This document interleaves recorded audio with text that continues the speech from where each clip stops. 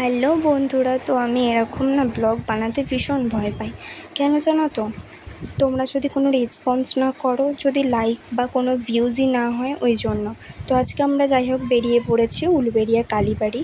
তো দেখতেই পাচ্ছ ঘাম ঘাম মুখে যাচ্ছি আমরা রাস্তা দিয়ে। আর রাস্তার ভিডিওটা একটু বেশিই দেখাবো, কারণ আমার রাস্তার ভিডিওটা নিজের মুখের থেকে রাস্তা দেখাতে বেশি ভালো লাগে। আর এখানে না প্রচুর জ্যাম। কালকে না সব আবির মেখে সব তৃণমূলের সবাই সব বেরিয়েছিল, ওই জন্য এত জ্যাম। সেটা তোমাদের একটু ভিডিওতে দেখাচ্ছিলাম।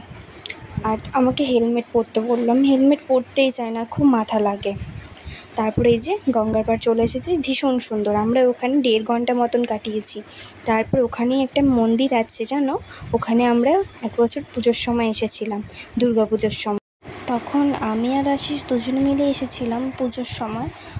কেউ জানতো না মা বাপিরা। আর এই যে আবার একটা মা বাপিরা জানেই এসেছি। আর এখানে আসলে বেশ মনটা ভালো লাগে জানো তো, কারণ এসব মন্দিরে এলে না মনটা অনেকটা ভালো হয়ে যায়। আর এই মন্দিরে সবাই প্রণাম করছিলো, তাই আমরা একটু মনের যা যা কামনা আছে বলে দিলাম ঠাকুরকে। ঠাকুর শোনে কিনা দেখা যাক। তারপরে আমরা রাস্তা দিয়ে আবার বেরিয়ে পড়েছি। আমরা ওখান থেকে আমার মাসির বাড়িতেও যাব, সেটার ভিডিও করিনি। আর আমরা অনেক কিছু খেয়েওছি জানো তো বাড়িতে এনে, সেটাও ভিডিও করে নিই, কারণ এতটা পর্যন্ত গরম ছিল, তোমরা ভাবতে পারবে না। বাইকে করে যাচ্ছি তাতেও আমরা পুরো একদম ঘেমে যাচ্ছি, কতটা পরিমাণে গরম। আর এই যে রাস্তা দিয়ে আসছে, আর ভিডিওটা এখানে দেখাবো না, এবার কিছু ছবি দেখাবো। ছবিগুলো যদি ভালো লাগে তাহলে ভালোভাবে দেখো, আর একটু লাইক, কমেন্ট, সাবস্ক্রাইব সব কিছুই করো। কেন বলো তো?